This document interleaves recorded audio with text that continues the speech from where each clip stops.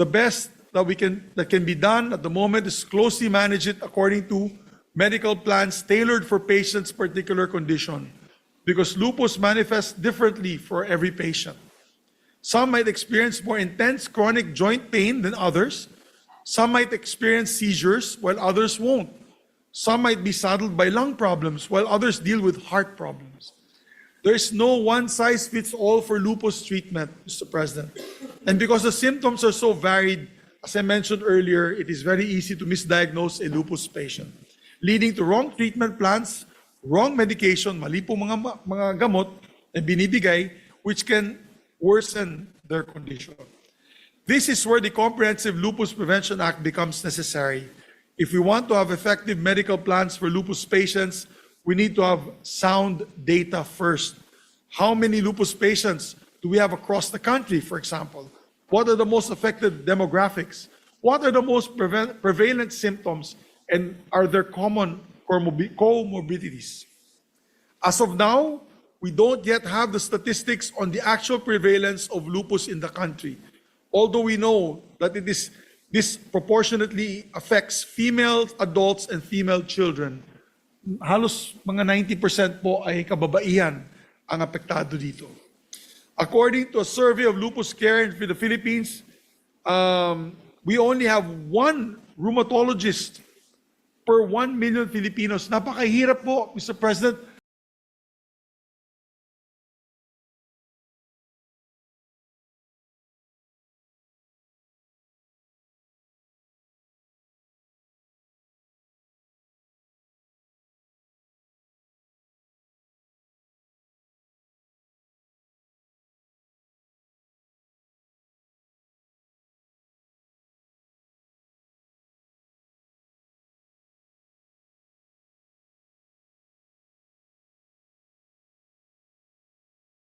Congress is hereby called to order. Senator Pampilo Lacson will lead the chamber in prayer. Heavenly Father, on this holiday season, as we remember the birth of your Son Jesus in a simple manger, we lift up to you the homeless with no roof above their heads except the sky, and whose only bed is the ground. Wrap them in your comfort when the night is cold. Give them shade when the day is hot. Feed them, not with scavenged food from the mounds of trash, but from the open hearts and willing hands of the more blessed among us. Let kindness find them in unexpected places. Fill their hearts with hope when their world feels empty. All this we ask in the name of your Son, Jesus. Amen. Amen. Let us remain standing for the singing of the Philippine National Anthem.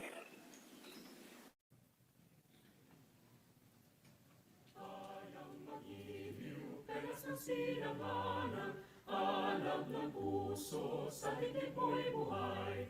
Lupang hinirang, tuyan ka ng magiting. Sa manlulupi, di ka pasisihin. Sa dagat at bundok, sa simoy at sa langit mong magaw. May dilagang tula at awit sa paglayang minamahal. Ang kisap ng watawat mo'y tagumpay na naglilingin. Ang bituin at araw niya kailan pa may di magdidilim. Lupa ng araw ng walhati pasinta, buhay ay langit sa piling mo. Aming ligaya na pag may mga api, ang mamatay ng dahil sa'yo.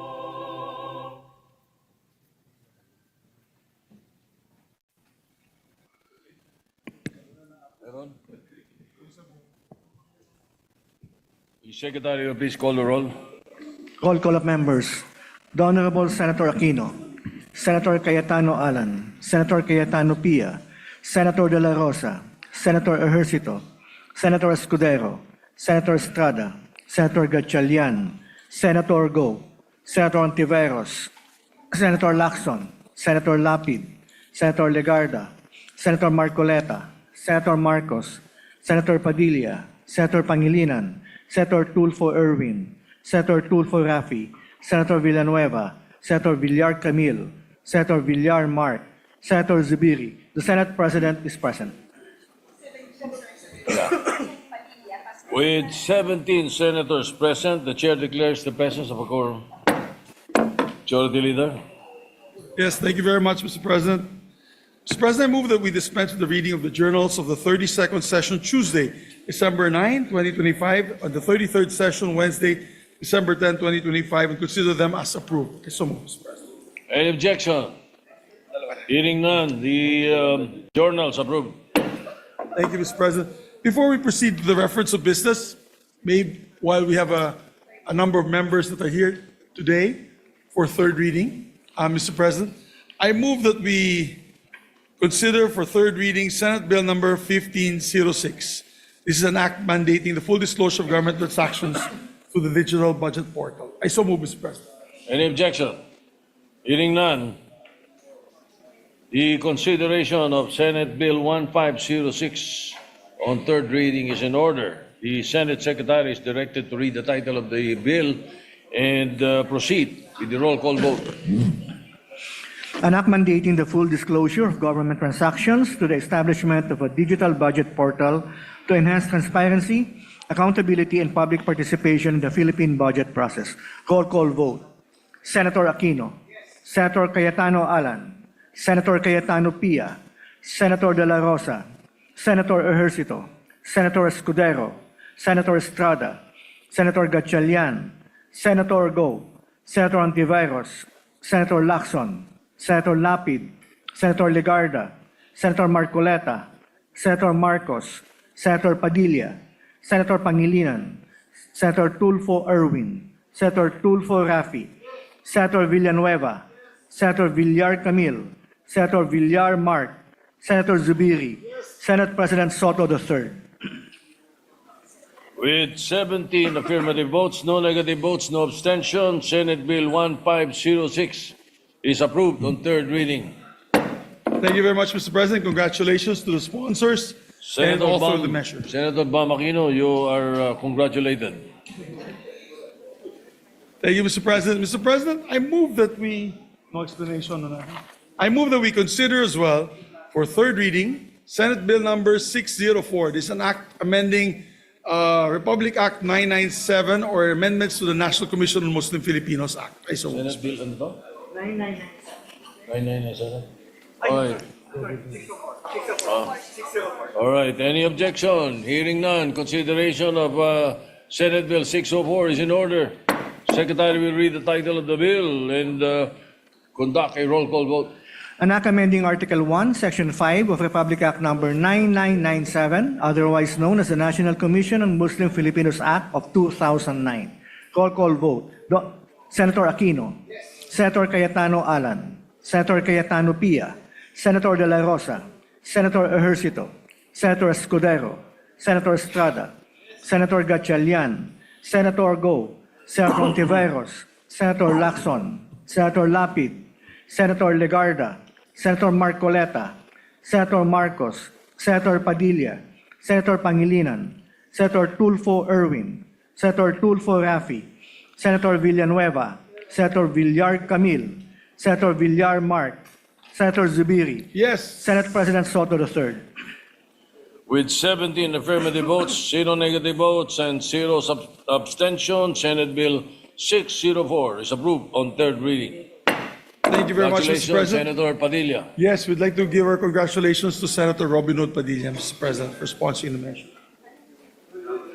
Mr. President, with that, I move to proceed with the reference of business. Secretary will proceed with the reference of business.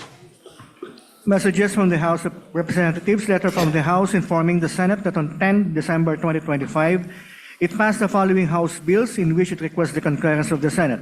House number 6540, an act restructuring the Energy Regulatory Commission, amending for the purpose sections 38, 39, 40, 41, 43, 44, and 46, and repealing Section 42 of Republic Act number 9136, otherwise known as the Electric Power Industry Reform Act of 2001. Referred to the Committees on Energy, Public Services, and Finance. House number 6276, an act instituting a loan restructuring and condonation program for socialized and low-cost housing. Referred to the Committee on Urban Planning. House number 6278, an act establishing an on-site, in-city, near-city, or off-city local government resettlement program for informal settler families in accordance with the People's Plan, amending for the purpose Republic Act Number 7279 as amended, otherwise known as the Urban Development and Housing Act of 1992. Referred to the Committee on Urban Planning. Letter from the House informing the Senate that on 10 December 2025, it designated Representatives Juan Singh, Garcia, Singson Mihan, Alvarez, Zabora, Momo Sr., Rodriguez, Romualdo, Yamsuan, Benitez, Libanan, and T. as conferees to the Bicameral Conference Committee on the disagreeing votes on House Number 4058, an act appropriating funds for the operation of the Republic of the Philippines from January 1 to December 31, 2026. To the Committee on Rules. Letter from the House informing the Senate that on 9 December 2025, it adopted House Concurrent Resolution Number 7, concurrent resolution further amending the legislative calendar for the first regular session of the 20th Congress of the Philippines as amended, in which it requests the concurrence of the Senate. To the Archives. Letter from the House transmitting to the Senate a copy of Resolution Number 1, resolution informing the Senate that the House of Representatives has been organized, has entered upon the exercise of its functions, which was adopted by the House of Representatives on July 28, 2025. To the Archives. Bills on first reading, Senate Number 1598, an act providing for incentives and benefits for healthcare workers in the private sector, appropriating funds therefore and for other purposes. Senator De La Rosa. To the Committees on Health and Finance. Senate Number 1599, an act strengthening the practice of midwifery as a profession in the Philippines, providing funds therefore, repealing for the purpose Republic Act Number 7392, otherwise known as the Philippine Midwifery Act of 1992. Senator De La Rosa. To the Committees on Civil Service and Finance. Senate Number 1600, an act establishing in the municipality of Santa Cruz, province of Davao del Sur, a general hospital to be known as the Santa Cruz Medical Center, appropriating funds therefore. Senator De La Rosa. Referred to the Committee on Rules. Majority Leader. Mr. President, are we ready? Sponsorship muna tayo. Mr. President, I move that we transfer from the calendar of ordinary business to special order Senate Bill number 1513 under Committee Report number 17, and after which the Secretary could read the title of the measure. Any objection? Hearing none, so transferred to, shall we consider, Yes, Mr. Majority Leader? President. May we move, I move to consider the measure and ask the Secretary to read the title of the measure. Any objection? Hearing none, consideration of the measure is in order. The Secretary will read the title of the measure without prejudice to inserting into the records the whole text thereof. An act instituting a national health program to combat systemic lupus erythematosus disease and appropriating funds therefore. May we ask for a minute suspension while our sponsor just gets the materials from our staff, Mr. President. Session suspended.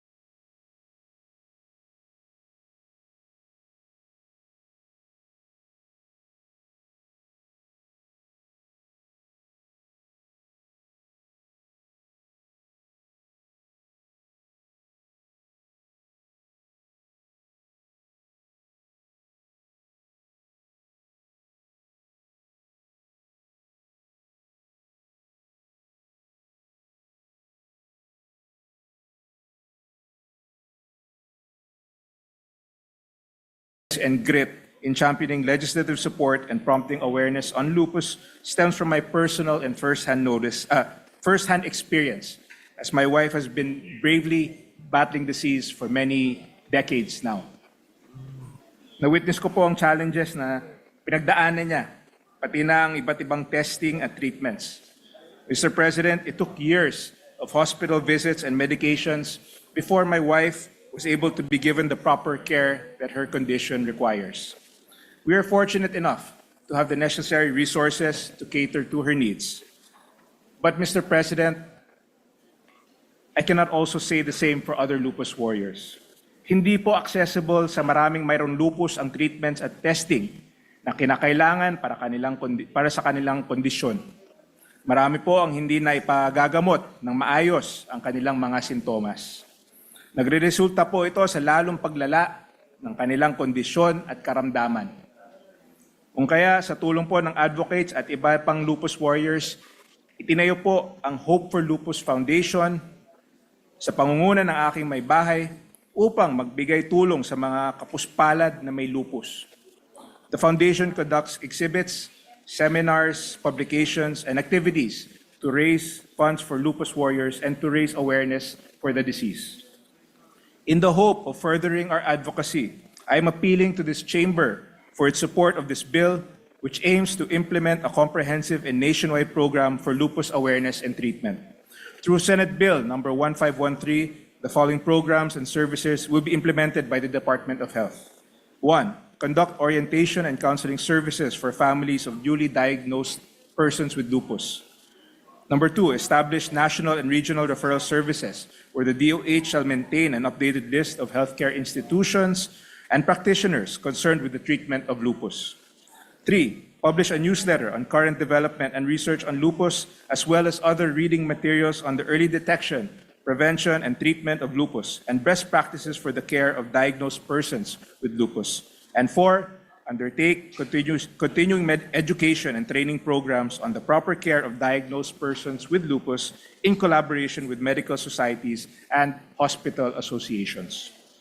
This bill also mandates the DOH to establish and maintain an information and monitoring system on lupus that requires health facilities and healthcare professionals to submit monthly reports on incidences of lupus to help formulate corresponding policy and necessary interventions. Additionally, all DOH staff and healthcare personnel providing services to lupus patients shall undergo mandatory continuing education and training. To help ease the financial burden of lupus patients, this bill provides that the cost of early detection and screening programs for lupus shall be covered by PhilHealth. Relevant government agencies and healthcare facilities shall be authorized to receive donations and grants on behalf of patients. Lastly, the bill sets the celebration of Lupus Awareness Week every first week of May to expand the national interest and awareness of the disease. This aims to raise public awareness on lupus to ensure that even our young population is informed of the disease's symptoms and the available help for our patients. I also want to thank Senator Risa Ontiveros, the chairperson of the Committee on Health, for supporting and pushing for this very important measure. Mr. President, I implore our dear colleagues for the immediate passage of this bill.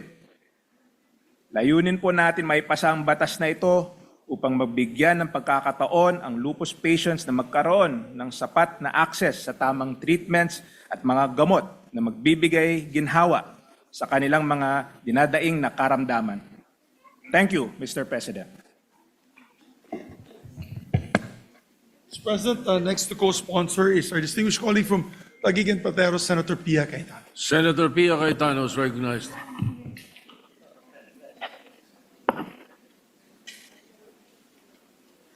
Thank you, Mr. President. Mr. President, I would just like to deliver a co-sponsorship speech for this very important matter.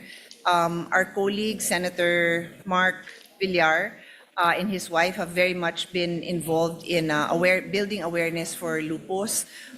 Former Congresswoman Villar, in fact, has lupus, and she has been an inspiration in raising awareness on this. What I know about lupus is because of the posts and all the advocacy work she has done. And my experience with diseases and conditions really starts with awareness. So to be able to share your personal story with the world and to put yourself out there, including the difficulties you encounter with a disease that is very debilitating at times, is something that we commend her for, because this has really made an impact, not just on me, but I'm sure many, many other people who have come across her post and her advocacy work. I also want to share what I've learned about this is that it is very difficult to diagnose because symptoms are different for different people. So apparently, many times it gets misdiagnosed, which makes access to treatment, which delays access to treatment. And that's why bringing awareness to this is so important. I looked it up because my advocacy is rare diseases. My son had trisomy 13, which I only found out is a rare disease when I became a senator already. I didn't know that it is considered a rare disease. So I looked up lupus, if it's a rare disease. And it's not a rare disease, but it has its own share of complications. And the symptoms, as I said, are very difficult to detect. So in many ways, it's similar to a rare disease. Now, you may have this condition and not know it and not be able to get the treatment that you need. So we are happy, Mr. President, to be able to support this. We thank the chairperson, Senator Risa, for bringing up this matter. I think I will ask that my whole speech be put into the record, because these are technical matters that are good to share with people. But for me, I just wanted to express that admiration I have for those patients who already are going through these conditions, and yet they're able to share their personal stories for this. So thank you for this, former Congresswoman M. Villar. And of course, it's important to note that the bill includes PhilHealth's involvement, as we are in the period of the reconciling the different provisions of the BICAM. It is important to really acknowledge the role of PhilHealth here. We are constantly trying to ensure that PhilHealth has the proper funding, because no amount of dole out, no amount of one-time medical assistance, two-time medical assistance, three-time medical assistance can address conditions like this. These really have to fall under the umbrella of PhilHealth to be able to truly service the needs of patients who have this condition. And my final note is, lupus is one of the many diseases that we have to address, but sometimes it takes a champion to share their story for it to get the attention that it needs. So again, thank you to the chairperson, to former Congresswoman M. Villar, and to all the others who supported this measure. Thank you, Mr. President. Majority Leader. Thank you very much, Mr. President. Mr. President, Senator Joel Villanueva asked me also to put on the record that his sponsorship speech be just placed into the records. All right, take note of the manifestation. Mr. President, may I also deliver a co-sponsorship speech on this measure? Yes, of course, the Majority Leader. Thank you, Mr. President. Mr. President, I rise today to co-sponsor a very urgent and important measure for many Filipino families, including my own, Mr. President. Many don't know that my daughter, who's 17 years old, my only única hija, my only daughter, Mr. President, is suffering also from lupus. So, mahirap po pag may sakit po yung inyong anak, di ba? Palagi po akong humingi sa Panginoon Diyos na kung pwede, ako na lang po ang makakuha ng kanyang sakit. Pero ganun talagang kapalaran ng ating buhay, wala tayong magagawa. But it's very difficult. But with us, at least our family, may konting kaya, Mr. President. Paano naman yung mga kababayan natin na wala pong kaya? Hindi po nila kayang bilhin yung mga gamot para sa kanilang mga anak. So, this is important that we have this Comprehensive Lupus Prevention Act. Lupus, Mr. President, is shorthand for Systemic Lupus Erythematosus, or SLE. It's a very tricky disease. You can have a perfect, healthy heart, lungs, and kidneys. You can eat the most nutritious food, get enough sleep, take all the right vitamins. You can have all of that, but if you have lupus, your body begins to work against itself. Una nga po nangyari sa aking anak, hindi po namin alam lupus kasi parang ano lang po siya, skin problem, skin disease. Tapos nagtataka po kami kung anong ibibigay po namin gamot sa kanya, hindi po naaayos yung problema niya. Hanggang nagkaroon po ng series of blood tests at dyan na po namin malalaman. Kaya tama po sinabi ni Senator Rizzo Ontiveros that many times it is misdiagnosed as other diseases or other sicknesses and not really the main cause, which is lupus. When you have lupus, your immune system, which should protect you from infections, goes rogue and starts targeting your healthy tissues instead, damaging your major organs. A lupus flare can leave you debilitated. Talagang bagsak ang katawan niyo po pag may lupus flare, making even simple movements painful and exhausting. And even a short walk can leave you short of breath. And because it's an autoimmune problem, Mr. President, yung immune system mo goes haywire. Yung anak ko nga, pag nagkaroon ng ubo, ang tagal bago mawala yung ubo. Pag nagkaroon po siya ng sipon, ang tagal bago mawala siya ng sipon. Pag nagkasakit siya, and we pray, that is when we do our novenas, Mr. President, napakatagal po nawala ang kanyang sakit sa katawan. Because nga, nagwawala yung immune system ng inyong katawan. And because the organs are made weaker by these autoimmune autobodies, people with lupus face higher risk of having strokes or heart attack or memory loss and seizures. They are especially vulnerable to renal disease. In fact, global studies show that 40% of all lupus patients develop chronic kidney disease. And there is to date no cure, Mr. President, for lupus at the moment. The best that can be done at the moment is closely manage it according to medical plans tailored for patient's particular condition, because lupus manifests differently for every patient. Some might experience more intense chronic joint pain than others. Some might experience seizures while others won't. Some might be saddled by lung problems while others deal with heart problems. There is no one-size-fits-all for lupus treatment, Mr. President. And because the symptoms are so varied, as I mentioned earlier, it is very easy to misdiagnose a lupus patient, leading to wrong treatment plans, wrong medication, mali po mga gamot na binibigay, which can worsen their condition. This is where the Comprehensive Lupus Prevention Act becomes necessary. If we want to have effective medical plans for lupus patients, we need to have sound data first. How many lupus patients do we have across the country, for example? What are the most affected demographics? What are the most prevalent symptoms? And are there common comorbidities? As of now, we don't yet have the statistics on the actual prevalence of lupus in the country, although we know that this disproportionately affects female adults and female children. Halos mga 90% po ay kababaihan ang apektado dito. According to a survey of lupus care in the Philippines, we only have one rheumatologist per 1 million Filipinos. Napakahirap po, Mr. President, na maghanap ng rheumatologist doctor. Mostly they gravitate to cardiology, to different pediatrics, to different ranges. Napakahirap po maghanap ng rheumatologist. And this is a severe shortage that may contribute to the underdiagnosis of treatment of lupus in the country. With the Comprehensive Lupus Prevention Act, we hope to establish a national program for lupus prevention and treatment and promote lupus awareness and encourage and enable earlier lupus diagnosis and treatment. This way, we can prevent misdiagnosis and we can curb the effects of lupus flares as much as possible.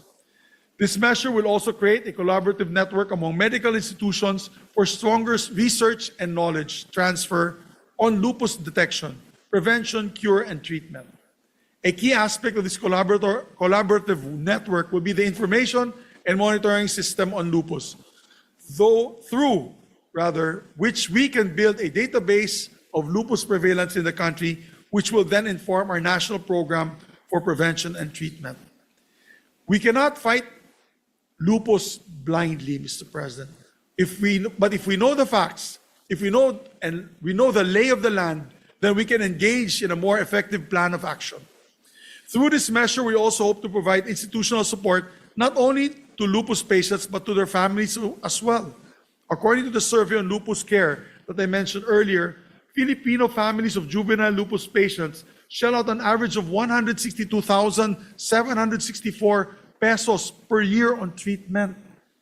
Paano ba kung kaya ng mga mahihirap nating kababayan ito? Hindi nila makakaya ito, Mr. President. This amount is already a huge burden on a middle income class Filipino family, more so with lower income families. Imagine, Mr. President, that on top of the distressing lack of permanent cure for lupus, families must also have to worry about the expensive medication and regular consultations required to effectively manage this disease. And if you ask Senator Mark Villar, myself, and those here who have lupus patients as family members, araw-araw po yung pag-inom ng gamot, Mr. President. Hindi bawal po na mawalan ng gamot, maski na po isang araw man lang na hindi po iinom. Kasi dyan po pwedeng mag-flare up muli ang lupus infections or autoimmune disease. So, Mr. President, we have to help these families by giving them institutional support. Through this measure, we will do that by providing orientation and counseling for better understanding of their loved ones' conditions and how to manage it. But in tandem with this measure, we'll also push for a stronger, more inclusive, universal health care program under the UHC, Mr. President, that will help alleviate the financial burden carried by lupus patients and their families. Mr. President, mahirap ng kalaban nitong lupus. Walang gamot, walang iisang sintomas, pero hindi ibig sabihin ito na dapat na rin tayong mawalan ng pag-asa. We have to hope and we have to act. And passing the Comprehensive Lupus Prevention Act is a giant step in giving lupus patients hope. Through this measure, we'll be able to support lupus patients and help them lead healthy, happy, and fulfilling lives despite their disease. Mr. President, this is not a death warrant. I must say that marami pong lupus patients live up to their 70s and 80s basta managed ng maayos ang kanilang kondisyon. And we will empower our medical sector under this law to strengthen lupus research locally and eventually contribute to global efforts to find a cure. And I like the suggestion of Senator Ping Lacson, our Senate President Pro Tem. Maybe we should come up with a lupus center as well. If we have the heart center, kidney center, lung center, maybe we can also, through this measure, push for a creation of a lupus center for autoimmune diseases. And I also like to end by thanking Senator Risa Ontiveros. Ma'am, thank you so much, ma'am, for taking this up as early as this year of 2025. And I hope that we can pass this the soonest possible time so that we can help the most number of lupus patients that we can, lalo na sa ating mga kababayan na hirap sa buhay, na hindi po sila nakakabili ng gamot para sa kanilang mga anak, sa kanilang mga magulang, at sa kanilang mga kamag-anak. So, Mr. President, I enjoin my colleagues to support this measure and give lupus patients, or especially juvenile lupus patients, a chance at a better life. Maraming salamat, Mr. President. Thank you very much. Mabuhay. Right, thank you. Majority Leader. Thank you, Mr. President. And Senator Bongo also wishes to insert his co-sponsorship speech for the record as well. So noted. Thank you, Mr. President. To allow our colleagues to study the measure further, I move to suspend consideration of the measure. Any objection? There being none, consideration of 1513 is suspended. May I ask for a minute suspension, Mr. President? Session suspended.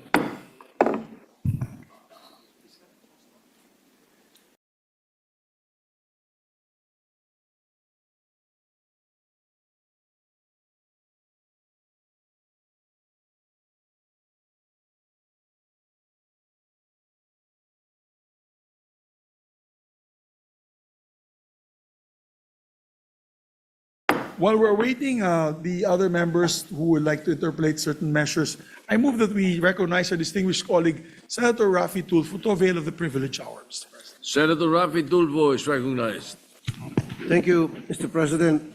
Distinguished colleagues, I will not take much of your time today. I just believe that learning could be taken from the matter that I wish to bring before this body.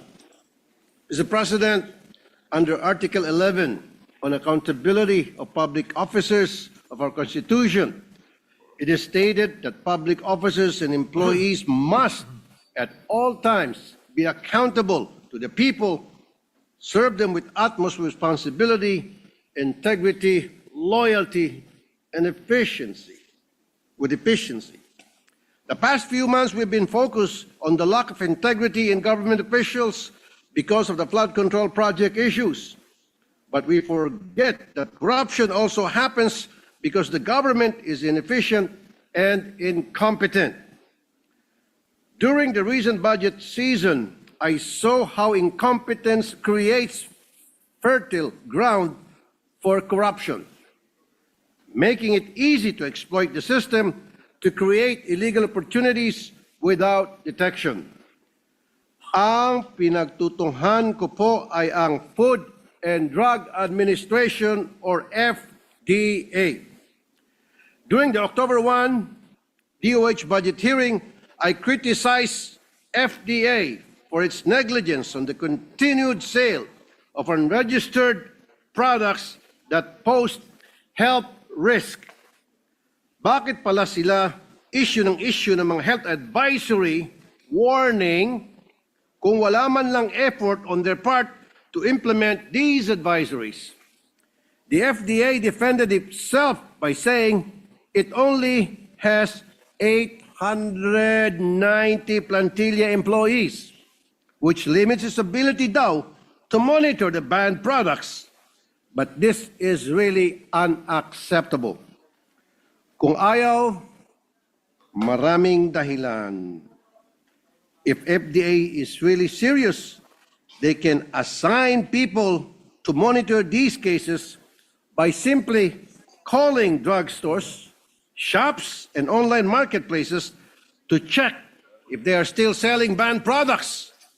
Or they can even utilize AI, develop a program that would make the job easier for them.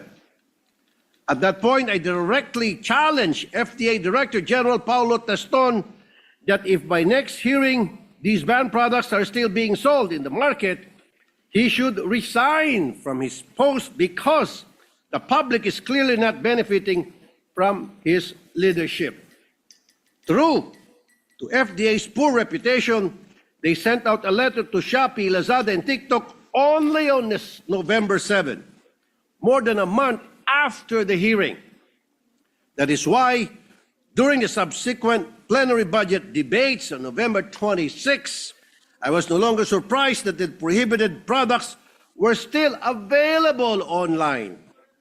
Thus, I confronted FDA again to DOH Secretary Ted Herbosa. Mr. President, I would like to show a short video of what transpired.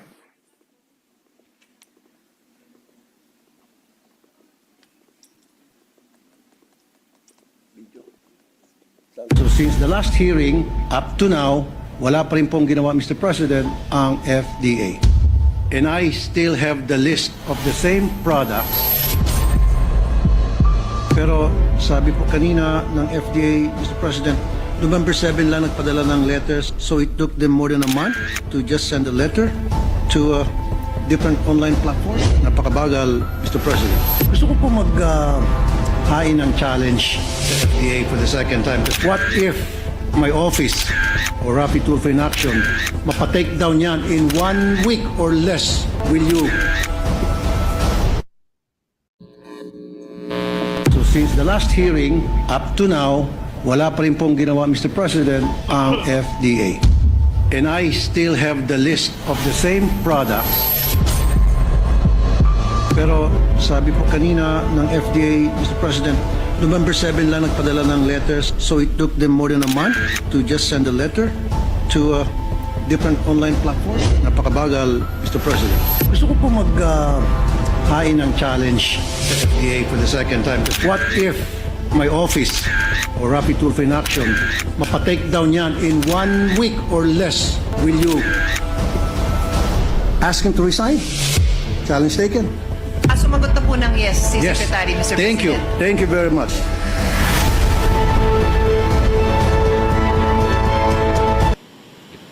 So I'm calling on your Secretary Bosa, make good on your promise on accepting my challenge at that time that you will ask Herbosa to resign dahil napaka-inutil ng taong yan. yung isang dekada niyang mahigit na hindi niya ma-take down, Mr. President, na ilang buwan o taon ng mga produkto hindi niya ma-take down. Napaka-take down ko po in just 7 working days. At 2 tao lang pong inassign ko para tutukan yon. Whereas siya, mahigit 800 ang kanyang mga tao, by the hundreds of millions of pesos ang kanyang budget kada taon. Mr. President, the most recent challenge I posed to FDA said that if I could have mentioned the mentioned products and accounts removed by Shopee, Lazada, and TikTok within 7 days, Director General Teston should resign. At again, sinabi nga po ni Secretary Bosa, challenge accepted. The deadline was December 9, 2025. Ipapakita ko po sa inyo na with just 2 of my staff working, nagawa po namin ang trabaho na hindi niya kayang gawin sa loob ng mahigit 1 dekada at sa ibang mga produkto, taon nang inaabot at buwan pa.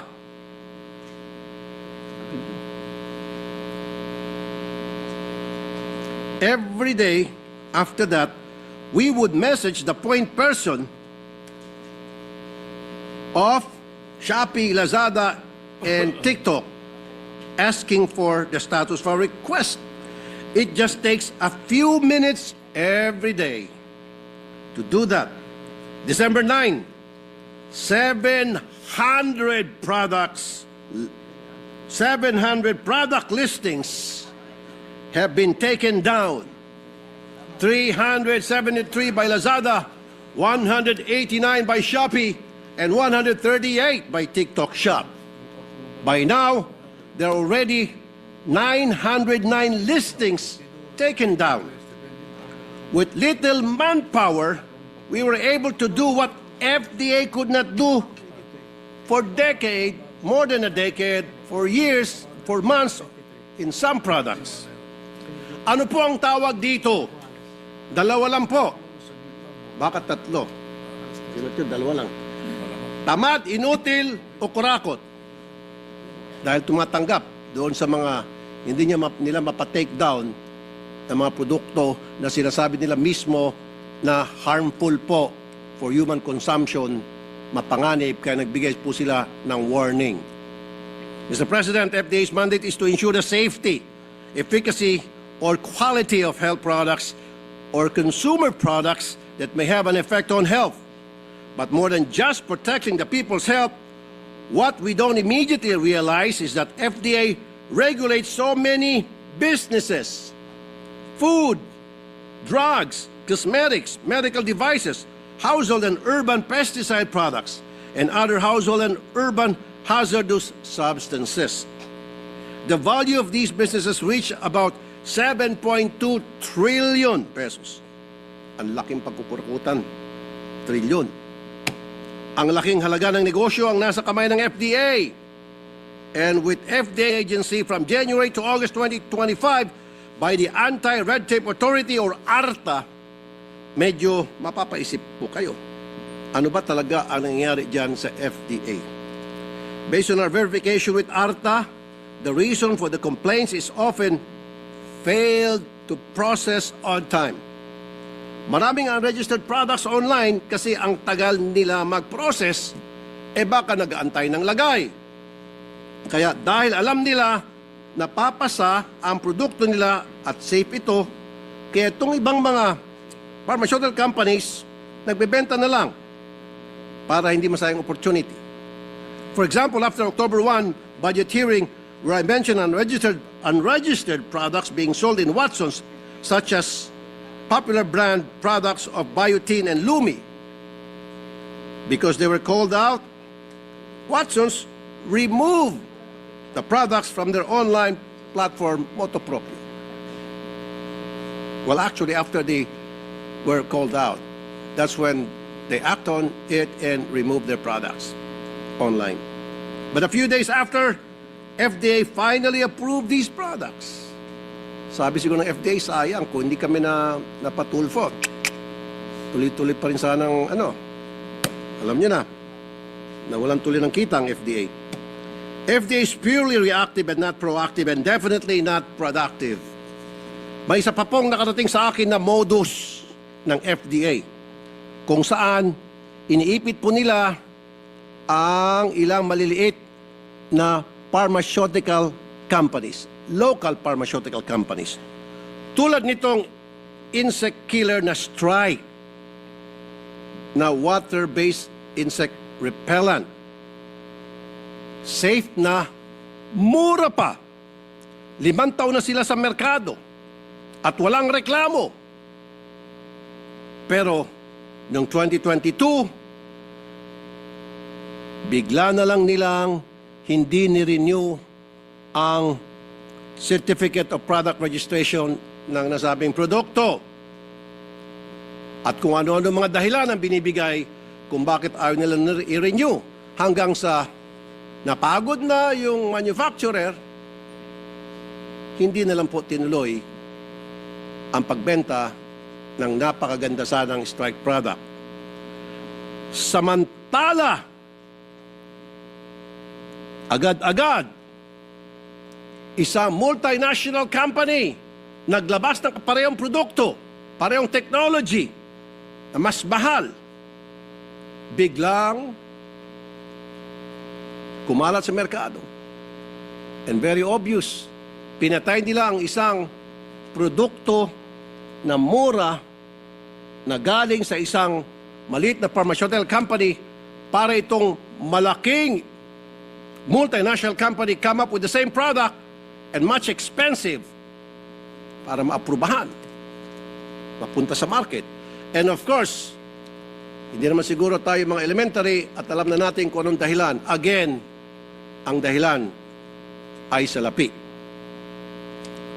Now the public is stuck with these expensive products kasi nga mas mahal ang mga multinational companies na malaki ang ginagastos sa advertising at marketing. Ito rin ang nangyari sa ibang mga gamot kung saan mas nakakabenta ang mga multinational pharmaceutical companies dahil sa gastos ng mga sa medrep, sa mga seminars ng mga doktor, hotel, airplane tickets, and tours. Yan po ang isang dahilan kung bakit napakamahal po ng napakarami natin mga gamot na hindi kayang bilhin ng mga ordinaryong mamamayan dahil nga po gumagastos itong mga multinational companies ng milyon-milyon, daan-daan milyon kada taon para sa isang produkto. Whereas the small multinational companies, they don't have that budget. Therefore, wala din silang panglagay, hindi na po inaprubahan ang kanilang certification product or CPR, Certificate of Product Registration, after a year na matagal na tinatangkilik na sa merkado. Sa medium-sized pharmaceutical companies, just word of mouth po ang nangyari kaya mas mura ang mga produkto nila. Pero sila po ang pinahirapan ng FDA dahil wala nga po silang panglagay.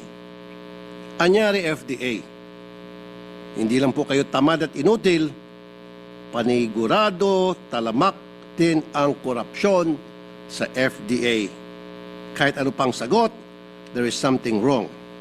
It is bothering that we spend so much money on trying to deliver health services to our people when here is an agency under the DOH doing the exact opposite.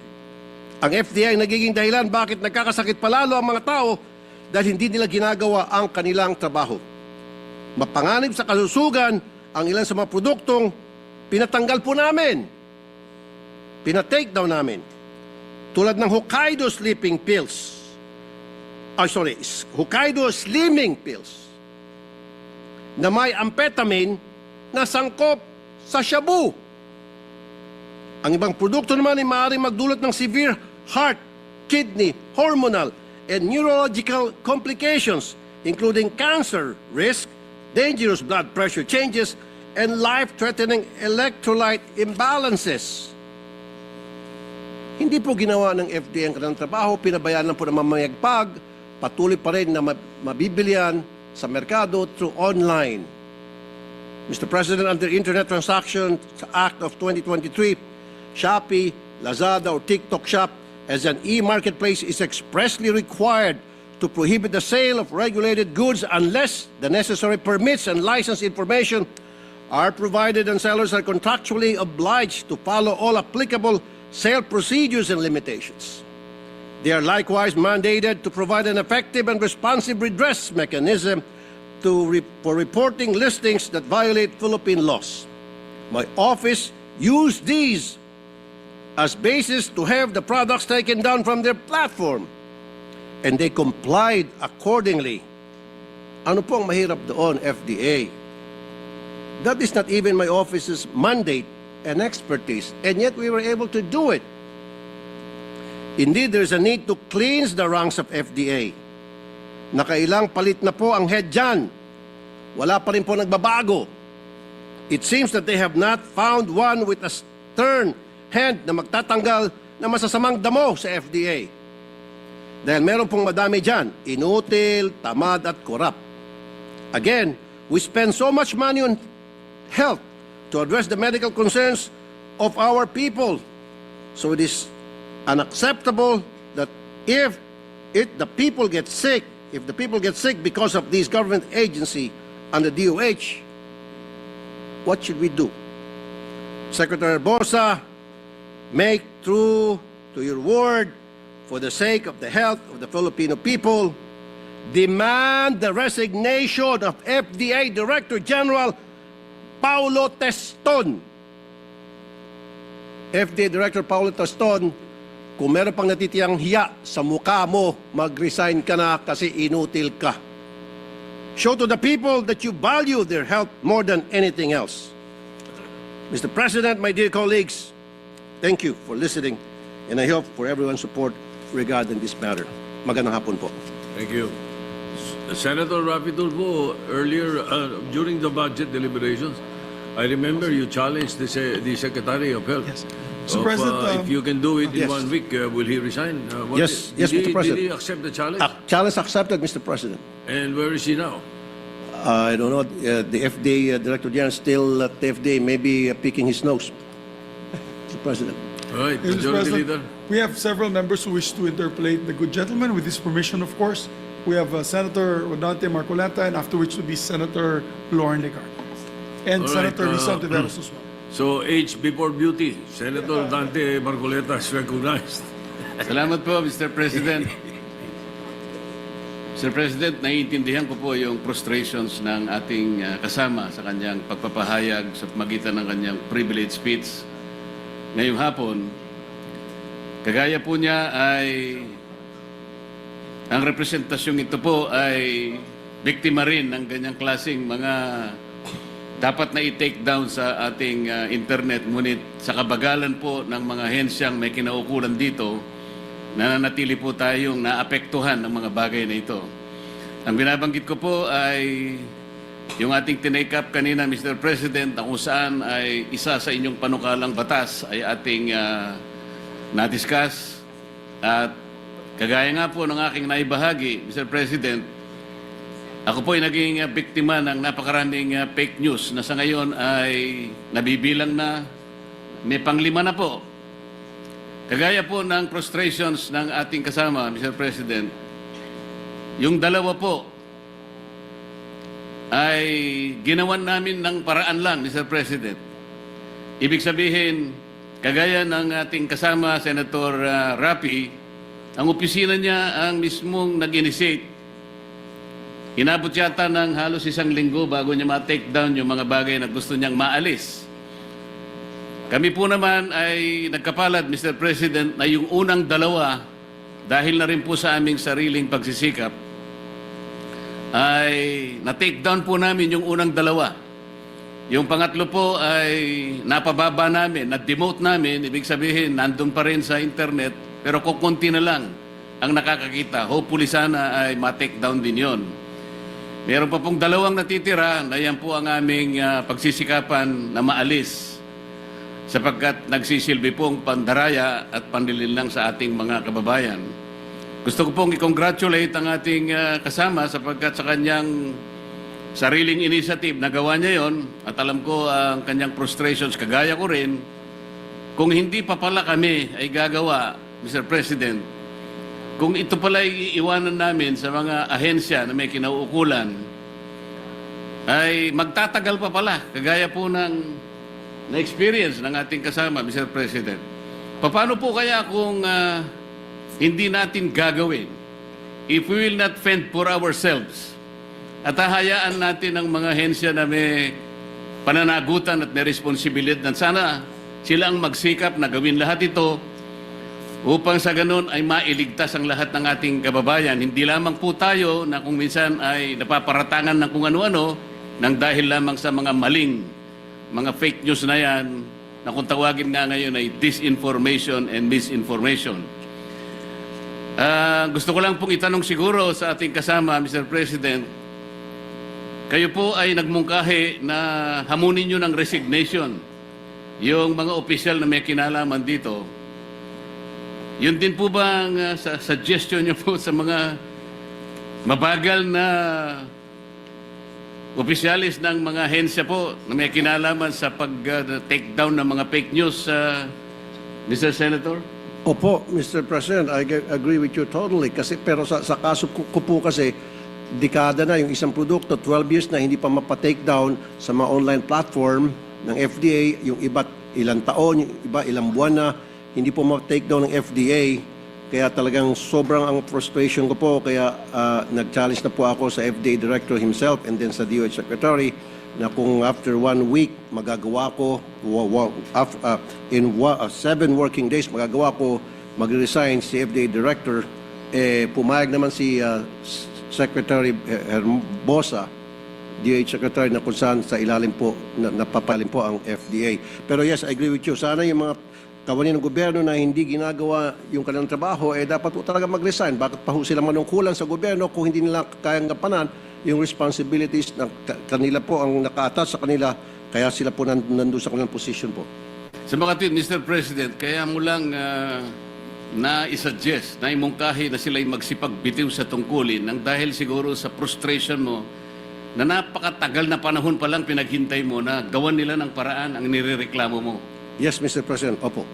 Ako naman po halos 2 buwan pa lang, Mr. President, kaya makakapagpasensya po ako. Ngunit kapag inabot po ito na 6 months, palagay ko po ikokopyahin ko na po yung ginawa ng ating kasama, Mr. President. Maraming salamat po, Mr. President. Thank you po, Thank Mr. you, President. Senator Marcoleta. Senator Loren Legarda is recognized.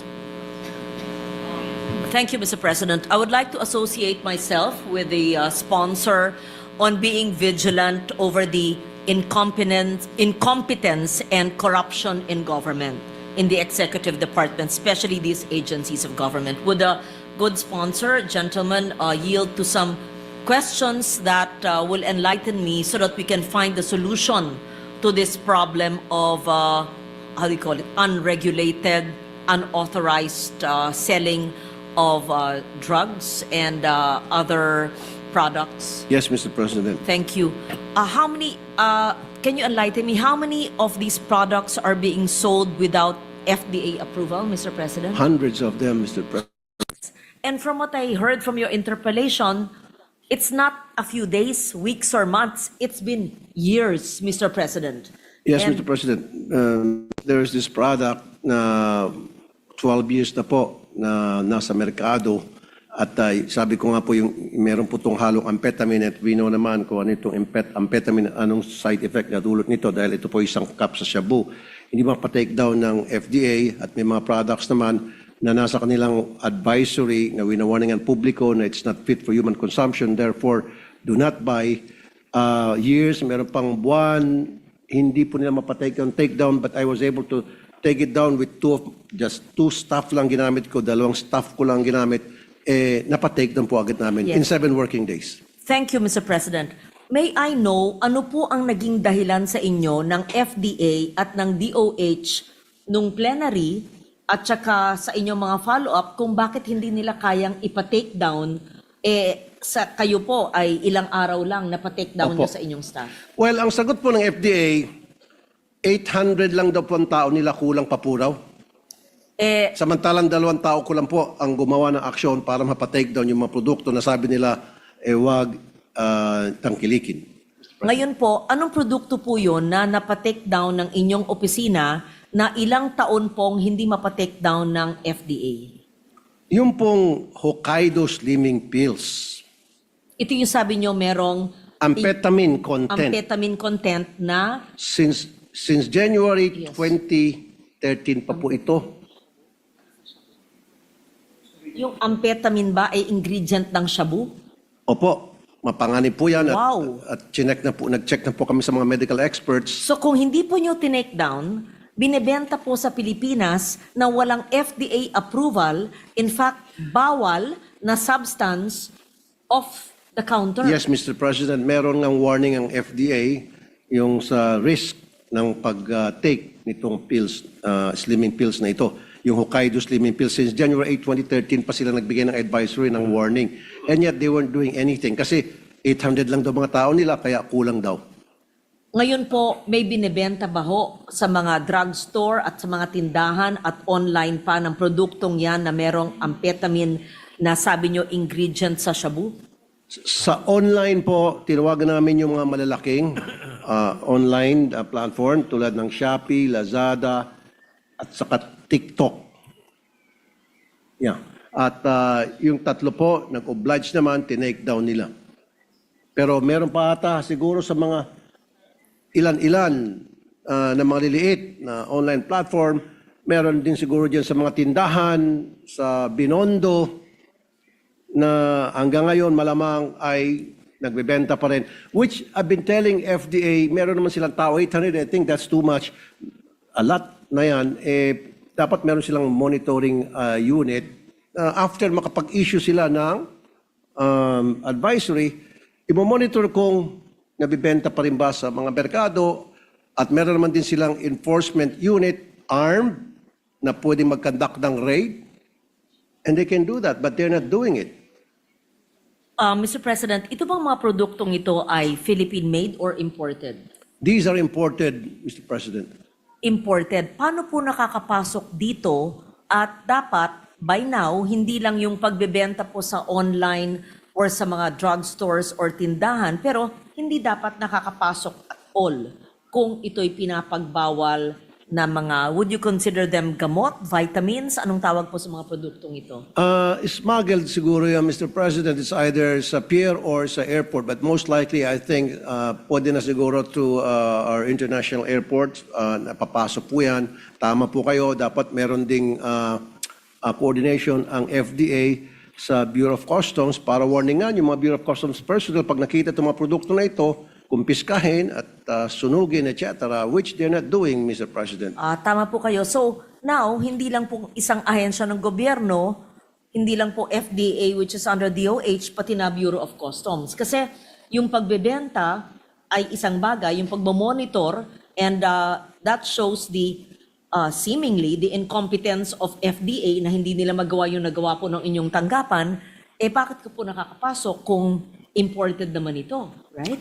Smuggling nga, Mr. President. Yes, so we should, and how many other products are in this same... Well, in fairness of Bureau of Customs, Mr. President, maybe the Bureau of Customs wasn't informed by FDA na these are the products na dapat bantayan ninyo pag pumasok to, kumpiskahin ninyo, etc. I don't think FDA did just that, Mr. President. Mr. President, ito po ay hindi rehistrado. Dahil ba ho na pagbawal dahil nga sa maling o masamang ingredient or hindi po sumunod lang ng proseso at kung susunod ng proseso ay maaring mabigyan ng permiso? Dalawa po, Mr. President. Thank you for bringing that up. Number one, siguro sa ginawa nilang investigasyon o nakarating sa kanilang impormasyon na mapanganib po ito sa kalusugan, kaya huwag niyong tangkilikin. And then number two, maaring safe yung product, hindi lang ma-register because alam na natin bakit ayaw i-register dahil nga po kulang sa lagay o walang lagay at all, kaya iniipit po ng FDA. So ang ginagawa nila, habang wala pa silang hindi pa registered, binibenta nila sa merkado. So unregistered ang tawag noon. Meron din advisory yon. So ngayon, imbis na i-raid nila, kasi hindi registered ulihin nila, kumpiskahin nila, wala po silang ginagawa. Maybe, nalagyan na sila. So Mr. President, this is just one example. FDA, I mean. This is just one of the many examples of a product which is either not effective, has no permit, no registration, and at worst, harmful to a person's health. Sigurado ako, may mga naapektuhan nito adversely, may mga harmful effects na nagsumbong sa inyong tanggapan o sa inyong popular na YouTube program. Thank you, Mr. Sigurado President. ako, marami nang naka-apekto dito. May I know what are the effects that you know for those who have taken this unregistered products? Well, some products unregistered na sinasabi ng FDA sa warning nila ay huwag tangkalin dahil mapanganib. It may cause cancer, cause bleeding, it may cause neurological side effect, etc., and all those health risks na pwedeng mangyari doon sa magtitake ng sinasabi nilang mapanganib na produkto. Mr. President. Isa lang po ito. Ilan pa po ang mga similarly situated na mga produkto na harmful sa ating kalusugan na hindi dumaan sa proseso at walang FDA permit? At pangatlo ay laganap pa rin maski pinagbawal na. Yes, Mr. President, thank you for that question. Kasi, Mr. President, what we did, pumunta kami sa website ng FDA and then tinignan namin isa-isa kung ano yung mga products na nagbigay sila ng warning na unregistered, mapanganib, kaya mag-ingat, etc. Inisa-isa po namin yan and then lahat po yun pinadala namin sa Shopee kasi tinignan namin Lazada and TikTok. And fortunately, these companies nag-oblige naman, pinagbigyan kami at tinake down after na sulatan namin. Sila. May I suggest that maybe you've done it already because of your very wide viewership, 30 million in your social media platform in YouTube. Kung ilagay po nyo yung mga produkto at yung masamang epekto sa kalusugan at kung sabihin nyo may ingredient dyan na nasa shabu din ay makakasama sa tao because hindi lahat ay merong ganyang impormasyon ay maaring mawarningan ang mga taong bibili pa ng mga produktong yan kasi lagana pa po sa merkado. So, while government is not acting urgently on a health issue or a health emergency by taking away access to harmful health products, I think information so that to scare the people, huwag niyong tatanggilikin ito dahil ito'y hindi lamang illegal kundi masama sa inyong kalusugan. Because as we speak, people may be buying it. Baka may nagsasabi, ito slimming, ito makakaganda sa'yo, tapos makakasama sa kanilang kalusugan. Yes, Mr. President, thank you. Pinost ko po yun, yung mga product na sabi ng FDA na mapanganib tulad ng Hokkaido Slimming Pills sa Facebook account ko. Pero ang akin pong advice sa lahat ng makakapanood nito, makakarinig sa atin ngayon, i-check nyo po ang website ng FDA. Nandun po yung complete list ng mga sinasabi nilang registered products, mga products na dapat hindi tangkilikin. All they need to do is go to that website at makita nila kung yung bang binibili nila, ginagamit nila araw-araw ay nandoon ba o wala. Pag wala doon, then ibig sabihin safe. Pag nandoon, then wag niyong tangkilikin. Kasi yung pong sabi ng FDA. Or, some of these products, safe naman talaga dahil walang lagay, pwede rin pong nilalagay na lang doon. Warning. Ngayon, pag nagbigay na, o di, papabayaan na lang FDA. Alisin na nila buburahin na nila sa kanilang advisory. Kasi nakapaglagay na eh. Mr. President. That's also dangerous, Mr. President, dahil hindi base sa siyensya o sa tamang datos, kundi dahil sa korupsyon, kaya nawawala sa listahan or nalalagay sa listahan. Yes, Mr. And President. I join that's possible. Your Honor in calling for FDA to shape up. I know there's a new FDA head, Attorney Paulo Teston. Siya ba ang sumagot ng mga tanong ninyo nung plenary session natin sa budget? No, Mr. President, he wasn't here at that time, but his alipores or his minion was present at that time. But I was able to talk to Secretary Herbosa. That's where I posed my challenge to him during that budget hearing. And Secretary Herbosa said, challenge accepted. Kasi sabi ko, paano kapag hindi pa takedown ni, anong pa, Deston? Ni Paulo Deston, itong mga unregistered products, ang mga products, sabi mo, dangerous for years and months. Kung mapatake down ko in 7 working days, I think I repeated it twice. Pag-resignin mo ba yung FDA Director General mo? And he said, yes. Kaya nga po, sinisingil ko na ngayon si Secretary Herbosa na pag-resignin na po si Deston dahil inutil naman po talaga. So this is a call to action to the FDA head.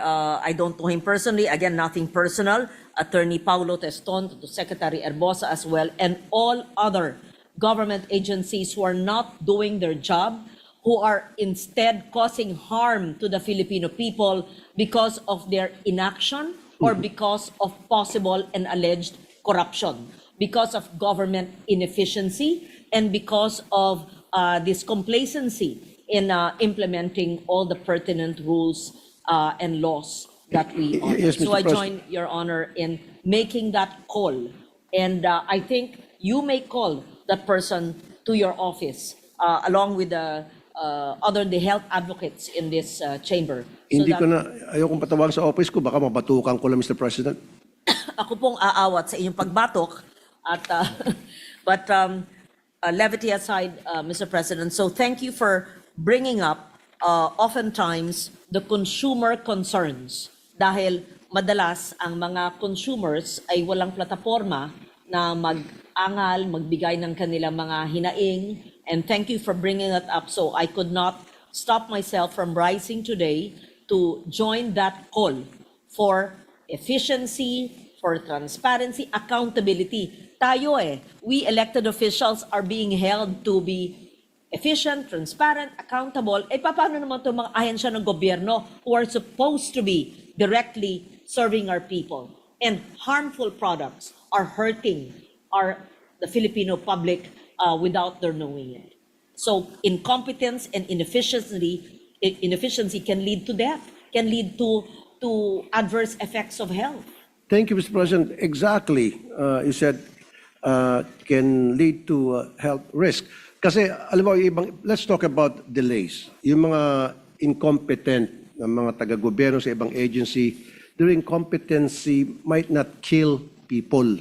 Pero sa FDA, napaka-sensitive po ng kanilang trabaho. We're talking about drugs, food na kinakain pupunta sa loob ng system ng tao. So, in the long run, some of them might die, some of them might get cancer or any other mga sakit na dulot ng mga gamot na sinasabi nilang dapat wag tangkilikin. Like again, pag merong isang incompetent dyan, let's say sa LTO, mabagal po mag-issue ng driver's license. Walang Delikado mamamatay. rin yan. Wala You're po correct. magkakasakit. You're Sa FDA, mabagal sila magpa-take down ng mga gamot na sinasabi nilang bawal. Maaaring may mamatay, maaaring may magkasakit na cancer. Yan po yung difference doon. Mr. President. Mr. President, I don't think we should stop with this conversation in plenary today. I would again suggest to call the person, the head of the agency. Again, nothing personal. We don't even know that person. And I would encourage you to do this for every agency of government. And I will join you in holding them accountable.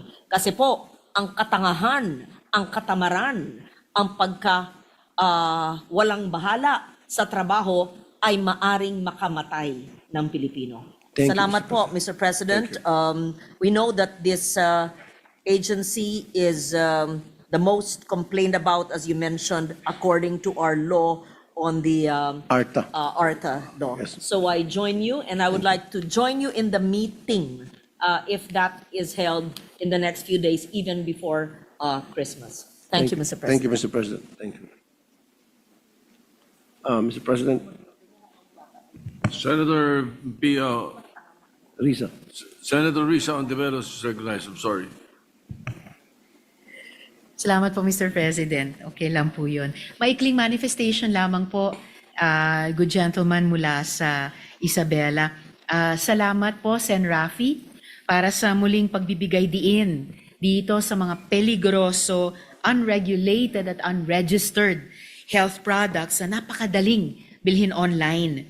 kaisa ko kayo sa pag-aalala dito. Kaya nga hinain ko po ang Senate Resolution number 194 na tungkol rin sa mga health risks ng mga produktong ito.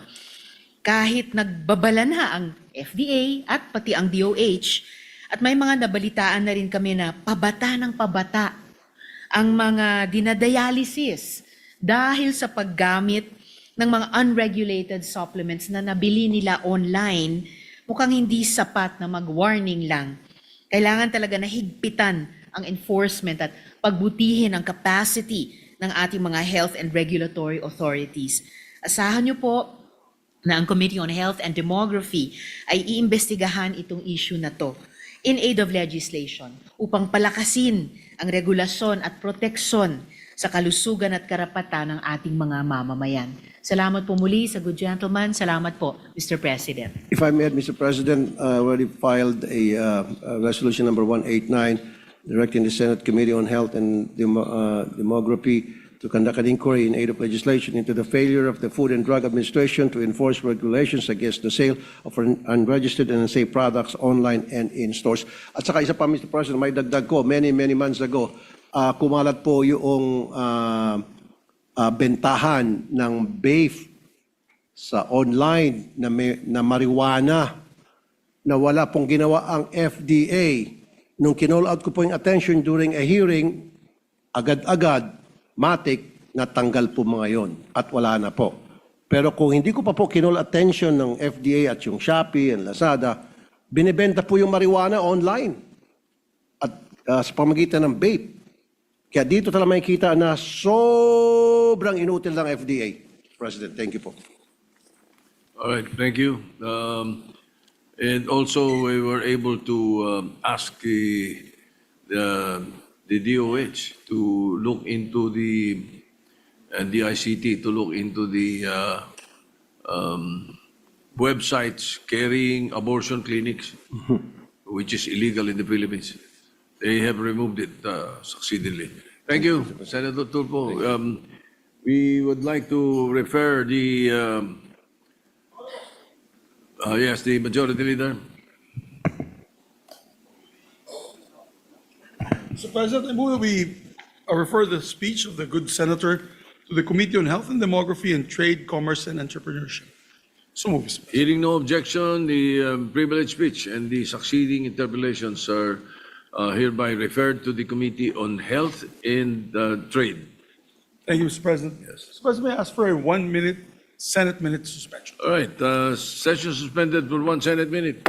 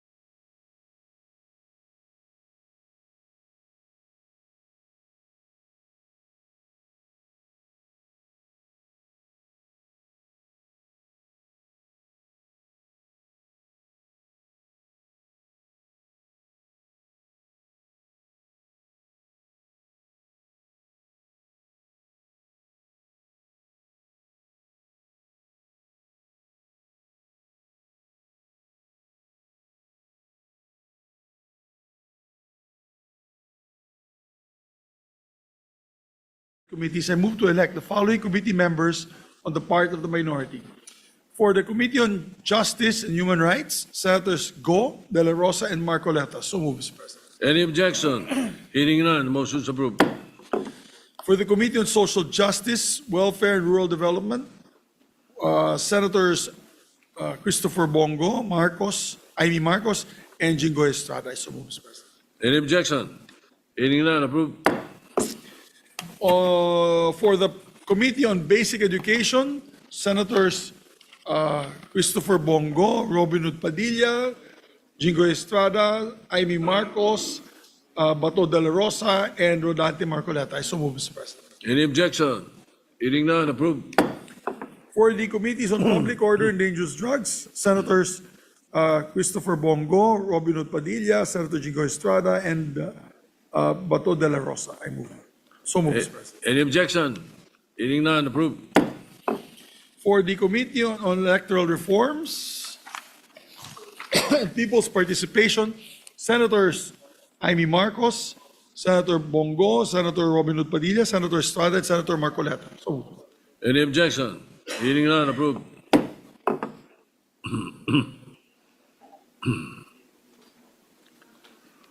For the Committee on Games and Amusements, Senators Bongo, Bato de la Rosa, Rodante Marcoleta, and Senator Jingo Estrada. So moved, Mr. President. Any objection? Hearing none, approved. For the Committee on Health and Demography, Senators Bongo, Robin Hood Padilla, Bato de la Rosa, Rodante Marcoleta, and Senator Jingo Estrada. I so move, Mr. President. Any objection? Hearing none, approved. Thank you, Mr. President.